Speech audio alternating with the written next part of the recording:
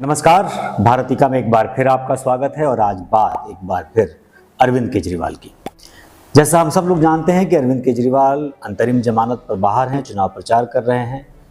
इस सिलसिले में वो अभी उत्तर प्रदेश में हैं और लेकिन एक सवाल जो उनका पीछा कर रहा है वो ये कि आखिर किसके इशारे पर स्वाति मालीवाल, जो उनकी ही पार्टी की राज्यसभा सांसद हैं, के साथ बदतमीजी और वो भी उन्हीं के घर में क्यों हुई, उन्हीं के पीए ने ऐसा क्यों किया। अरविंद केजरीवाल के पीए विभव कुमार ने स्वाति मालीवाल के साथ बदतमीजी की, उनके साथ मारपीट की और उनके घर में की। ये सवाल उनका पीछा नहीं छोड़ रहा और यही सवाल जब पत्रकारों ने उत्तर प्रदेश में उनसे पूछा तो उन्होंने टाल मटोल किया, गोलमोल जवाब देने की कोशिश की और बीजेपी पे दूसरी तरीके से हमलावर हुए, जो कि उनकी आदत है। सब मिले हुए हैं जी, सब चोर हैं जी और खुद इतने बड़े भ्रष्ट हैं जी कि जिसका कोई हिसाब नहीं है जी। तो इस पूरे मामले को इस तरीके से समझना होगा कि अब केजरीवाल के साथ क्या होने वाला है। संजय सिंह ने प्रेस कॉन्फ्रेंस करके 2 दिन पहले जो स्वीकार कर लिया कि ये घटना घटी है, उसके बाद पार्टी में क्या परिस्थितियां हैं, क्या पार्टी टूट रही है। और ऊपर से जब मामला अदालत में है, सुप्रीम अदालत में, आज फिर ईडी ने ये सवाल खड़ा किया कि ये बाहर निकलकर जो चुनाव प्रचार कर रहे हैं उसमें ये कह रहे हैं कि मुझे वोट दो, अगर मुझे वोट दोगे तो मैं 2 तारीख को जेल नहीं जाऊंगा, क्योंकि 1 तारीख तक अंतरिम जमानत पर है, 2 को इनको जेल जाना ही है। चुनाव परिणाम 4 को आएंगे, यानी उसके पहले इनको जेल की सलाखों के पीछे जाना है। और क्या चुनाव परिणाम ऐसे आएंगे कि इनको जेल की सलाखों से बचाया जा सकता है।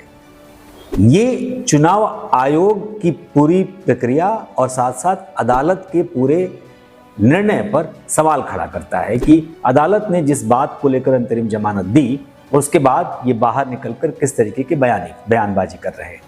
और जाहिर सी बात है कि अरविंद केजरीवाल कोई पहली बार ऐसा बयान नहीं दे रहे हैं। बयानों के वीर हैं वो, उनको कब क्या बोलना है उनको पता होता है, दुनिया में दूसरे किसी को नहीं पता, क्योंकि उनको मालूम है कि सिर्फ झूठ बोलकर ही इस देश में इतनी तरक्की की जा सकती है। मेरी बात को गौर करिएगा, क्योंकि ये एक तरीके से हम सब लोगों पर एक सवाल खड़ा करता है।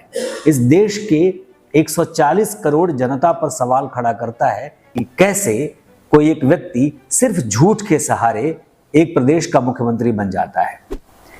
दिल्ली के जो 3 करोड़ जो दिल्ली की आबादी है, जिसमें 2 करोड़ के आसपास वोटर होंगे, एग्जैक्ट फिगर नहीं मालूम, मुझे याद नहीं, लेकिन इतने सब लोगों के बीच में ये एक आदमी सिर्फ झूठ के सहारे अपनी राजनीति कर रहा है। और हम सब लोग, जिसको दिल्ली के लोगों को मुफ्तखोरी की आदत लग गई, वो पूरे एक तरीके से पूरा माहौल ऐसा बना है कि अरविंद केजरीवाल के पीछे लोग एक तरीके से चलना शुरू कर चुके थे। अब स्थिति क्या होगी चुनाव के बाद पता चलेगा। जो चूंकि खुद 22 सीटों पर लड़ रहे हैं तो उनके परिणाम क्या होंगे सबको मालूम है। लेकिन स्वाति मालीवाल का केस गंभीर केस है। सवाल एक ये भी उठता है कि आखिर स्वाति मालीवाल क्यों नहीं इस मामले पर मुखर होकर स्पष्ट तौर पर बाहर आ रही है। जब स्वाति मालीवाल खुद फोन करके पुलिस कंट्रोल रूम को सूचना देती हैं, उसके बाद वो सिविल लाइंस थाने भी पहुंचती हैं और उसके बाद भी कोई लिखित बयान, लिखित कंप्लेन नहीं देती हैं, मौखिक बयान देकर चली आती हैं। दिल्ली पुलिस उनसे पूछताछ कर रही है, उनके घर गई है। एनसीडब्ल्यू ने विभव कुमार को कल बुलाया है। अब उनकी जो बयान उनके दर्ज होंगे उस पर उनके साथ क्या कार्रवाई होगी। हालांकि राष्ट्रीय महिला आयोग या इस देश की बहुत सारी ऐसी संवैधानिक संस्थाएं तथाकथित हैं जो दंतहीन हैं, उनके पास कोई अधिकार नहीं है नोटिस दे देना, चाहे मानवाधिकार आयोग हो या महिला आयोग हो।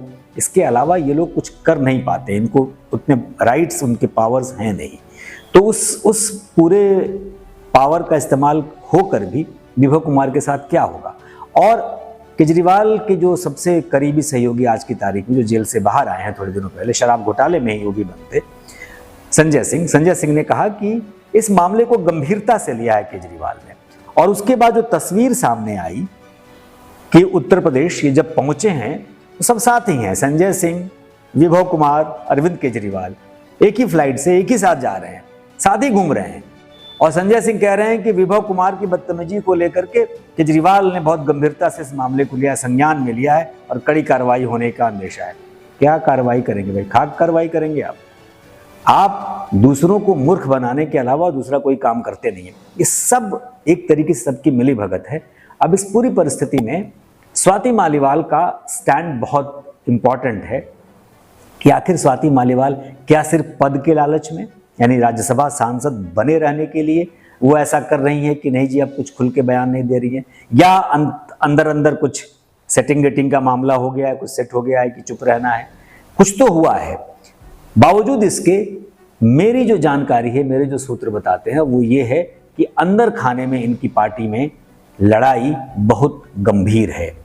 राज्यसभा में आम आदमी पार्टी के 10 सांसद हैं और अब आप समझिए कि उन 10 सांसदों में से अगर किसी राज्यसभा सांसद एक संजय सिंह को छोड़कर के आपने किसी का बयान सुना है क्या? किसी का बयान ऐसा आया है किसी इस पूरे मामले पर?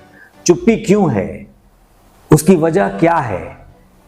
उसकी वजह यह है कि अगर आप राज्यसभा में कुछ दूसरे फायदे के लिए लोगों को सत्ता में बिठाते रहेंगे, पहुंचाते रहेंगे, किसी भी पार्टी के लिए लागू होता है। और आम आदमी पार्टी ने जिस तरीके से अपने सांसदों की सीटों का जो उनको मिले हैं उसका जिस तरीके से सौदा किया है, ऐसे ऐसे लोगों को सदन में पहुंचाया है, कुछ तो हुआ होगा, कुछ तो कहानी बनी होगी।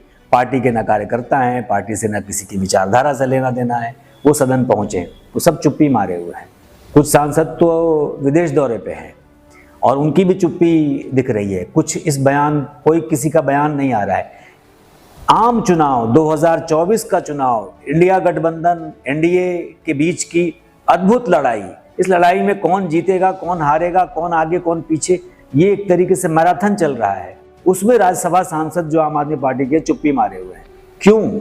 इसलिए कि इन्होंने सत्ता पर उन लोगों को बिठाया है जो दरअसल राजनीति या देश सेवा के लिए नहीं आए थे। सत्ता के लोभी लोग, जाहिर सी बात है कि कुछ सौदेबाजी हुई होगी। क्या सौदेबाजी हुई होगी इस पे हम कभी बाद में बात करेंगे, लेकिन अभी स्थिति यह है कि आम आदमी पार्टी के अंदर उथल पुथल है। पार्टी कभी भी टूट सकती है, सत्ता किसी के हाथ भी जा सकती है। और जब से अरविंद केजरीवाल ने सुनीता केजरीवाल को आगे किया है, ये लड़ाई और गंभीर हो गई है। नजर बनाए रखिए। नमस्कार।